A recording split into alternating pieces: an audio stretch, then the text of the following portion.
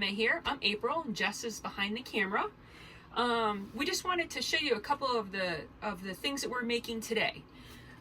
Jess got us started earlier. She put some dried garbanzo beans into the Instapot and they're done now. They've just been kind of sitting here cooling a little bit while we're getting ready. We're gonna make some chili. And so here we go. I really love that we have added this Instapot to our cooking stuff. It's not something I ever used until we had decided that we were going to start full-time RVing. Like, why do we need to do that? I could just cook them on. Trust me, if you've never tried it, this thing is awesome. We primarily use it to cook our dry beans and stuff like that. But what we've realized is that sometimes it's really hot. We're spending a lot of time in the desert Southwest, and when it's 80 degrees or more outside, I am not really that excited about cooking in the house. Sometimes we can cook outside, but what we found is there's also a lot of wind out here. And so, yes, I can cook on the grill. Yes, I can cook inside, but this little Instapot guy doesn't really make any heat. And it gives me a way to make some really quick and delicious dinners too.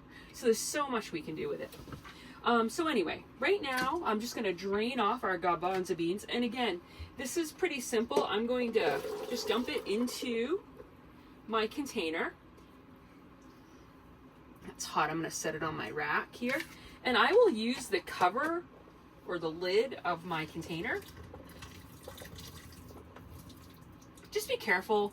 Steam is always the hottest part. You just want to make sure your arms are always out of where the steam will be, because the steam is what will really burn you. Okay, so there we go. My garbanzo beans are drained. I'm going to set them aside. It's a little cooler outside today, so I'm actually set them outside to cool a little bit with the lid on so I don't have any extra protein that gets into them accidentally. And then Jess later is going to turn this into a tuna-free tuna fish, which is actually really delicious. We'll show you that sometime. Okay, so before I get started to make our chili, I'm gonna wash this up. And due to the magic of video, I'm gonna say goodbye to you guys for a second, and I'll see you again in a minute when I'm ready to go. All right, here we are. We're back again with my Instapot interior being all clean now. One of the things I just want to mention is it's really important that if you're making multiple things in the Instapot, you are really careful to make sure there's no liquid at all on the outside of this. Basically, the outside of this is going to sit into the Instapot vessel, and there cannot be water. It's a very dangerous situation. So I've made sure everything's dry and we're ready to go. And same thing, I'm going to put everything into my Instapot container, kind of sitting right here on the counter. All right, so as you guys already know, I'm not really a super fan of recipes, but I'm going to give you some general ideas and that sort of thing so that you can put this together in your own. Chili is one of those things that everybody has their favorite. Somebody made chili for them somewhere along the way, and they're just like, this chili is mine. This feels like home. So any variations that you want to make, it's perfect. Chili can be anything you want it to be. This is going to be a vegetarian chili with beans. But again, you can do chilies that are all meat. I mean, I've seen every chili. Typically when we're cooking our dry beans, if we're using about a cup of dry beans is usually the amount we're making.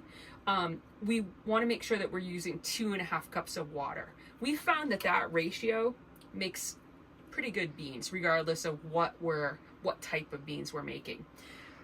For the amount of chili I want to make today, we have some really hot days coming up, so we want to have some quick meals that we can make and heat up in the microwave for a couple minutes and, just kind of take off some of the curse off how hot it's going to be. So we're actually going to this should make somewhere between 4 to 6 individual servings. So 2 to 3 meals for us. Okay, so we're going to take, and I'm just going to mix the beans up. I want to make a total of 1.5 cups. And so, I mean, if you want to be super specific, you could do 3/4 of each type. Whatever. Again, whatever makes you happy. We just like mixing the beans up. It's just, I mean, adds to great flavor and a little bit of variety. And I actually do measure the beans out. It is important that I get the ratio pretty correct with beans versus water. And you can see I'm a little bit over 1.5 cups. I don't really worry about it too much. So there's my beans. Now for this particular chili, we like to use just some pre-diced tomatoes. They're pretty inexpensive and it's just super simple. Some of them have jalapenos in them. You can use those as well. We're gonna add some fresh jalapenos, so I'm not that worried about that. And I like some corn in my veggie chili. And this corn is just corn and water. There's no added salt, there's nothing else. And so in this case, I'm just gonna use that liquid as part of the liquid that I'm putting in my beans or in my chili. If I had salt, I would definitely drain that because it's just extra salt that I'd rather control and know how much salt I'm putting in my chili. Okay, now we have some onions. That looks pretty good. It's probably a quarter, half cup, maybe third cup, let's say. And again, it doesn't matter that much. It's really to your taste. If your family doesn't like onions, don't use them. And Jess and I love spice. So we're gonna put some jalapenos. And again, same thing. I'm probably gonna put like, quarter cup maybe. All along I'm watching that very important line because I don't want to go above my max fill line. So I just want to be careful of that. And we're in good shape. Now, we talked about earlier, 1 cup of beans, 2.5 cups of water. So I'm going to start with my 2.5 cups of water. Now, again, I have some extra liquid because of the fact that I use the liquid from the tomatoes as well as from the corn. So we'll take a look at how this looks. We definitely don't want to not have enough water. And 2.5 cups is going to pretty much bring me right up to that max level. So I think that's going to be perfect. And again, you can see I'm just below the max level, which is where I want to be. And now let's add some spices. Now you can get you can buy a chili package in the store. There's multiple companies that sell all the spices together as one package. And if you want to do that, that's perfectly fine. We have all of the spices. So I'm just gonna kind of wing it. I would say as far as onion powder and garlic powder, I would say about a teaspoon. But again, Jess, can you see that? The amount right there? Yep. And again, all of these spices, we can always, before we finally serve the product, we can always adjust. We can always add more. You can't take away, so there are some things you want to be careful of salt and stuff like that. Cumin, I really love the cumin flavor in my chili, and so I'm gonna do a couple tablespoons. So again, you can just use any spoon. You don't actually have to use a tablespoon. That looks pretty good to me. To me, I just love the flavor of the cumin flavor. And again, if you don't, then use less or don't use it at all. All right, let's do our chili powder. And let's see, same thing. I'm gonna use about probably a couple tablespoons. Yeah, looks pretty good to me. A little bit of salt and pepper. And again, like I say, I'm going to make adjustments to this once it's done. I'll start out with like just a little bit, maybe a teaspoon. And then Jess and I really love spicy food, so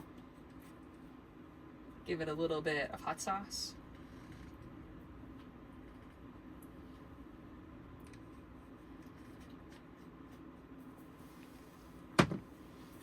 Stir it up just a little.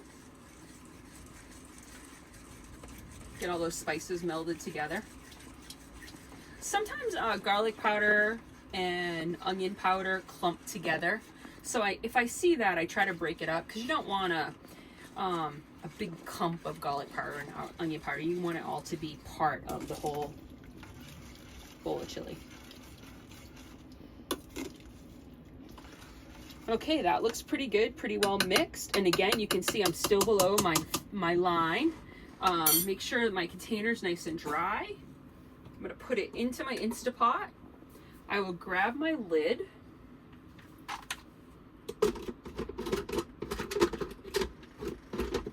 Sometimes, you know, I can get the lid on. There we go. And typically, so I'll hit pressure cook. And it's already set for 30 minutes. I think that's pretty good. We don't ever cook any type of dry bean for less than 25. So 25 to 30 minutes is usually the sweet spot. It's kind of hard to overcook dried beans. So having it cook a little bit longer and airing in that way is usually the easier thing to do. I'm gonna get it started. I'll let it go. And then what we'll do is once it's actually done, I'm gonna let it sit, and I'm gonna call it stewing for a bit. So after it's done, Instapot tells me it's done, my steam is released, which will take a bit. I have it on the slow release. If I don't get to it immediately, let it sit an extra half hour, that's okay with me, because it's really just softening up the beans, melding all those flavors together. And to me, that's a good thing.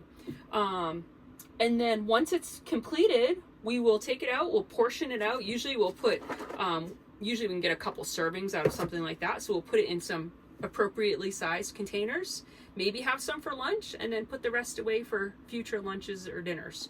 And then one of the things that we like when we serve it, once we reheat it again or serve it fresh, a lot of times we have some dairy-based, non-dairy cheese, so some vegan-friendly cheese that will melt on top of it, and even some diced red onions sometimes. All right, well, hopefully this is helpful to you. If you need any, again, I don't have the recipe written down specifically, but would it be helpful for me to go over it again with you? Okay, well, let's just think it will be. So basically I've used about 1.5 cups of dry beans, 2.5 cups of water, 1 can of diced tomatoes, 1 can of corn, including its water and liquid, about 1/4 cup of onion powder, about a teaspoon of onion powder and a teaspoon of garlic powder, a couple tablespoons of ground cumin, a couple tablespoons of chili powder, a little bit of salt, a little bit of pepper, a little bit of hot sauce, and then a little bit of fresh onion, probably like 1/4 cup or so, and fresh jalapeno. All right, well, thank you. Have a great day.